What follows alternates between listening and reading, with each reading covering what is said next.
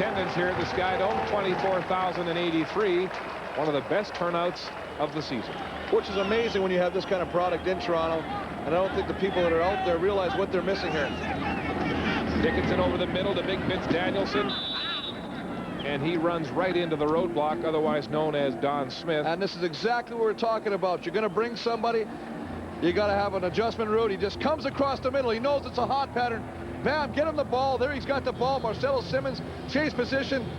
Donald Smith comes and puts the finishing touches on it, but that's how you're going to beat a blitzing defense. Last time they played, Donald Smith was wearing the cast on a broken arm, complained that the Calgary receivers were pulling on it, getting his mind off the game. This time the arm is healed, and he's had a great game, and what a shot there from Smith. What a shot. My goodness. What a shot. What a catch. Yeah, it was a good catch, too. Let's talk about a catch. One hand in the air, comes out of a maze of players. Watch him in the bottom of the screen right here. A little out route. One hand comes up. Watch this, in traffic. Here it comes. Look at this. That's a snag, and he hangs on to it. Gets a great pop by Donald Smith. He pops up, goes back to the huddle. The ball was dropped, though, and it'll be 3rd down and short. We're back to check on Danielson after this. Marcelo Simmons nursing an injury on that play, although he did not involve himself in the brunt of this collision. Great concentration by Danielson. This is a grab, one-handed grab, pulls it out of the air. Donald Smith, welcome. He gives him a new postal code, and then you see Simmons kind of spins around and falls on his tailbone. Kelly Wiltshire into the game for Simmons. 3rd down and 2. Stamps going for him with a flag on the play. Deep. Hits. Touchdown. There's a flag on the play, but it will be offside on Toronto. Offside. Toronto is declined. Touchdown. Right you are, Chris Walby, as Dave Dickinson throws his first touchdown pass of the game to the veteran Alan Pitts in close coverage. Nice job here, Alan Pitts. Hasn't been used too much today. Does nice shake and bake on the line, trying to shake Antonius Bonner. Does a great job of staying with him. The ball is put where only Alan Pitts can get it, right over the shoulder. Great concentration, and you expect that from a future Hall of Famer like Alan Pitts. It makes it look easy now, but you'd wonder why they couldn't have had this kind of control, ball control, in the first half. Exactly. Pitts battling all the way down the field with Bonner, and now the Stamps will go for 2. Dickinson, the corner route, and it's picked off by Adrian Smith, but there's a flag on the play. A flag in the end zone as the Stamps go for 2 on the conversion. Well, this will be interesting. Little face masking against somebody on the Toronto Argonauts.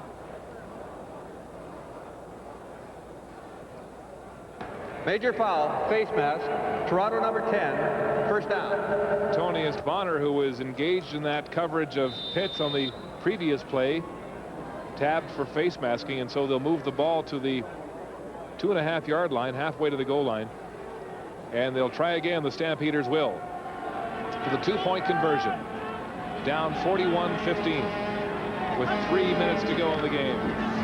Dickinson, the corner route, and Pitts is wide open, and there's another flag on the play. This time they're going to call Terry Vaughn for a pick play. Nobody should be that wide open in the end zone. Illegal contact. Toronto 26. Penalties declined.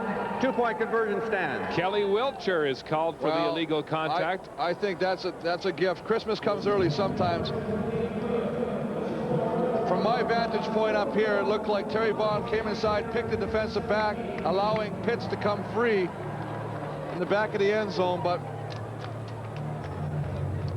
that's neither here nor there now as they make the call and stay by it. Stampeders in a drive that was littered with debris after all those big collisions, coming up with a touchdown.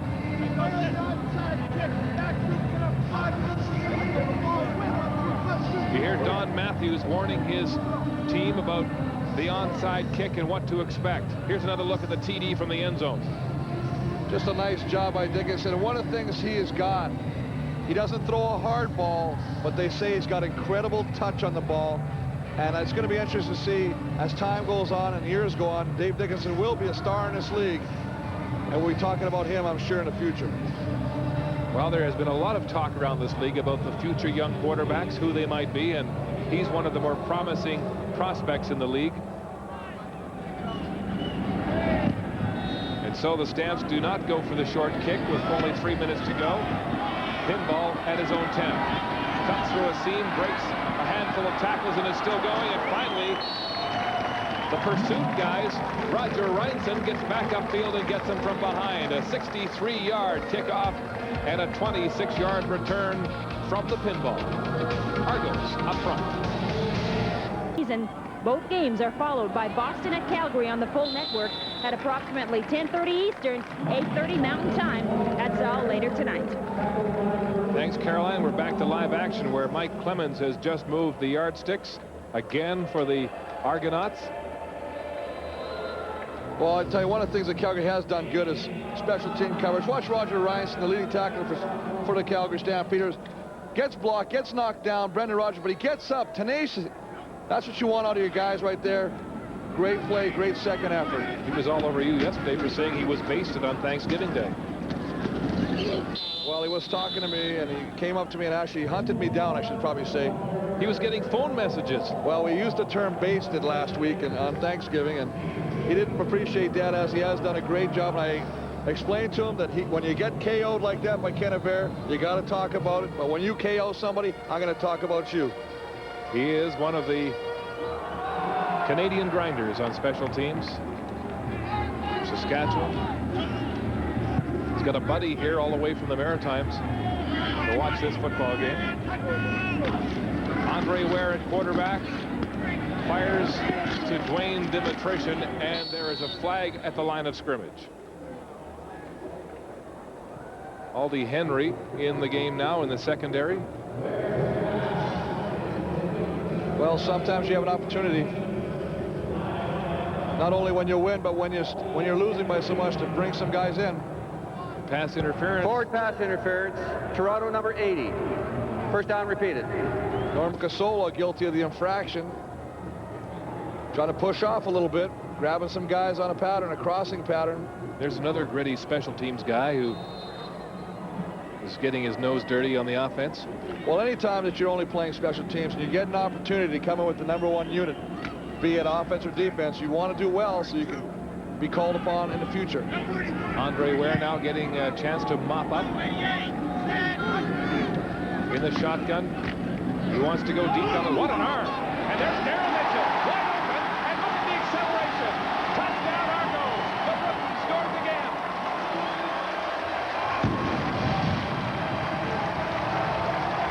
Well, What a cannon. I tell you what, if this is a car, don't take it to the shop, because all cylinders are firing here, baby.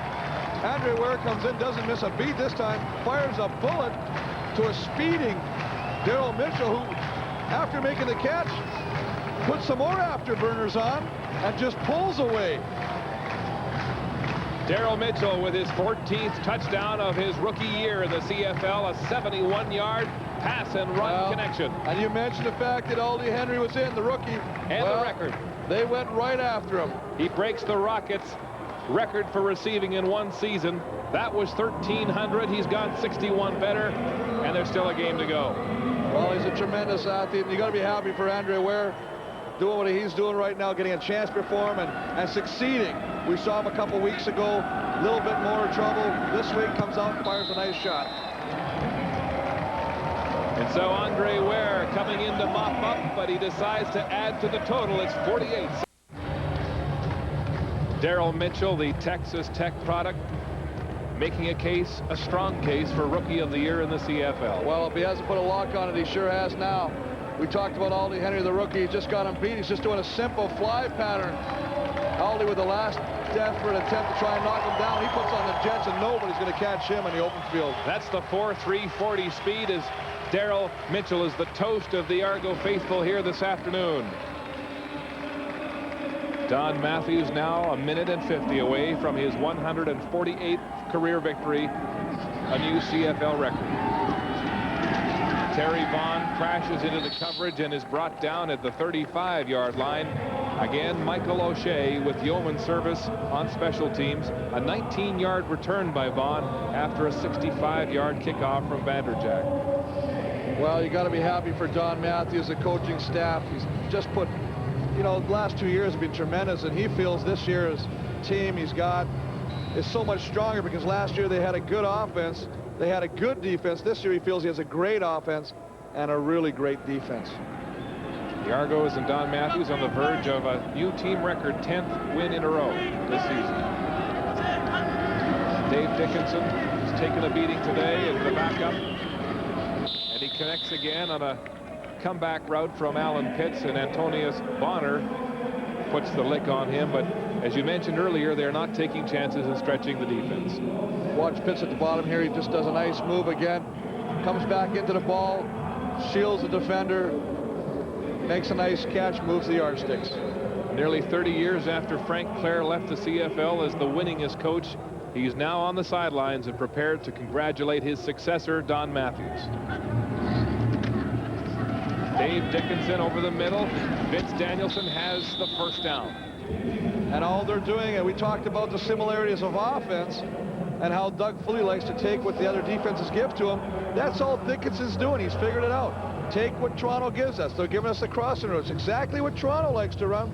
They got Danielson sliding across the middle, makes a nice catch, another first down. Wally Buono saying yesterday that Don Matthews brings a winning attitude wherever he goes, and as soon as his teams become competitive, they become contenders. A tribute from another great coach, as Esquardo makes the catch and is tackled by Kelly Wiltshire. Well, they just got so much talent on this team. I mean, you go up and down this roster, and you know what? When they're winning, and they're winning so convincingly, they're having so much fun out there. That's the biggest thing. You watch them in pregame practice yesterday. They're laughing, they're joking around, they're so loose, and they have so much confidence, and that's the biggest thing right now.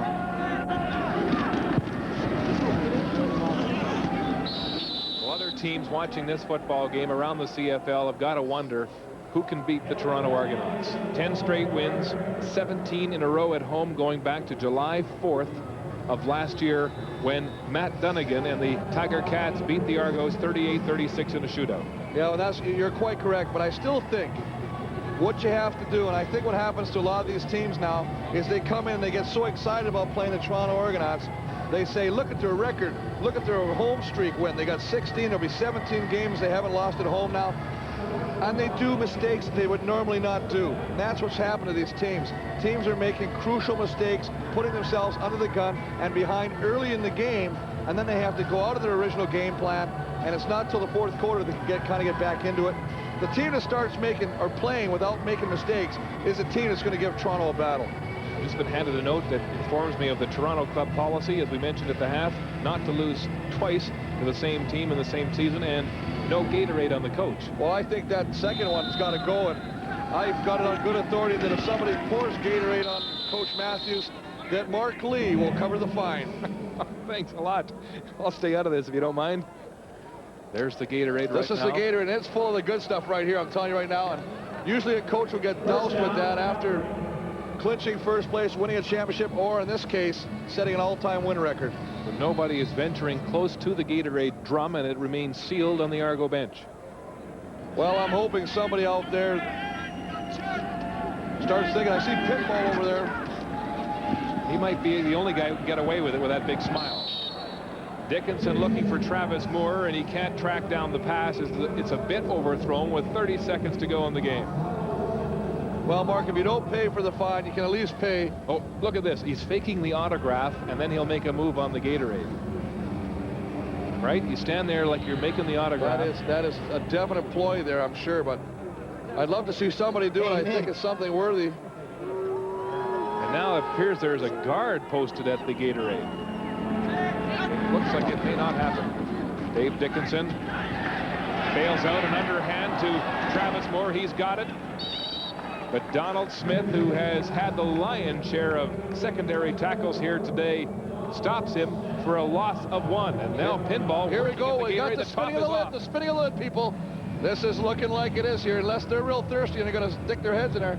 Looks like they're going to make a concoction here. They're checking for the fullest one. That's what they're checking, the levels. This is the level here. Here we go. And Don Matthews, unsuspecting as this develops behind him. Back to live action, 3rd down and 11. Dickinson is complete, but Pitts looks like he'll be very close to a first out as he stretches. And here we go, and it looks like it. A gross violation of Argo team policy as Donnie Matthews is celebrated with his 148th all-time victory, a new CFL record. You gotta like that. I think that, hey, I say throw that club policy out. That's prehistoric. There's Fausto, part of the CBC staff, enjoying that as much as anybody. Oh, I think that's great. All-time winningest coach, 148th victory, well-deserved. Don Matthews. That's a great way for the players to say how much they love him. Put that stuff on him like that. Everybody coming over, congratulatory hugs, handshakes. There's Johnny Harris, Kenny Benson. As they say in Vegas, there's a whole lot of love in this room. Mike O'Shea with a bear hug for the coach, a high five, and one more look at the Gatorade. A total blind side shot on Don Matthews. Frank Clare will give up a record that has stood nearly 30 years. 1969, his last year as a head coach, when the Rough Riders won their second of back-to-back Grey Cups with the great Russ Jackson, Ronnie Stewart, Bo Scott, and on and on. Time ticking down now, and it's in the books. The Argos defeat the Calgary Stampeders 48-17 on a day that Don Matthews claims a milestone. 148 wins in his career and the game ball. He is the coach with the most wins in CFL history. We're back to Toronto in a jiffy.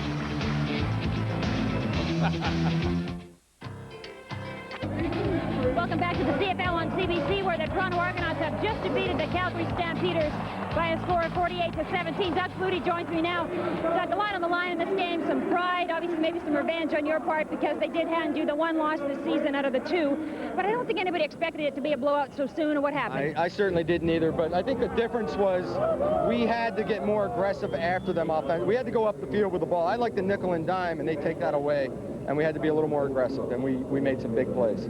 It seemed like you were really able to pick apart their defense today, too. Yeah, we isolated Pinball a lot, got him matched up on linebackers, and he made, it was like nickel and dime a couple times, send him up through the chute a few times, and we made the big plays. Like I said, it was more of a probably lower pass completion percentage type day. Try to go the 20-yard chunks, and Pinball just had a great day receiving-wise. Dwayne Demetrician turns his guy around for a touchdown. So we just made some big plays. It has been very frustrating for them, because I know part of their game plan was to contain Pinball, and it looked like he could read them better than they could read him. The trick is to do things formation-wise to isolate Pinball on one individual in space. And if you can do that, you're going to win every time. Talk a bit about this home streak. The last time you guys lost at home, it was Matt Dunnigan who beat you. Boy, this has been going on a long time. Yeah, I remember that game well. We had an opportunity for a field goal at the end of the game and ran out of time. But Matt did a great job and threw 5 touchdowns, I think, that day. It's just playing consistent football. We've managed to win. I think it's coincidence that it's at home, but we'll take it. I mean, it's great. Maybe we're just very comfortable with these surroundings. I don't know. And a quick note about your coach, who has just set a career record here for wins. That's fantastic for Don. And I mean, ever since I've been in the league, he's been winning. He's taken teams from Edmonton, Saskatchewan now, Baltimore, Montreal, up to here now. And it's just, he has a knack for getting the players he wants and getting guys to play for him. Thanks very much, Doug Flutie. We'll be back right after this.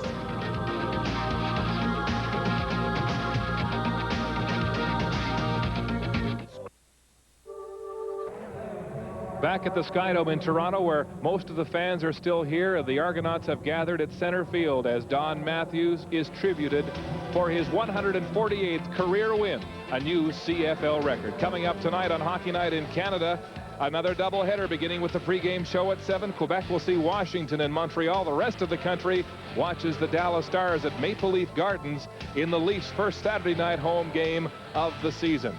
And coming up tomorrow on the CFL on CBC, we will be at the Big O in Montreal, where the Blue Bombers face the Alouettes at 1 Eastern.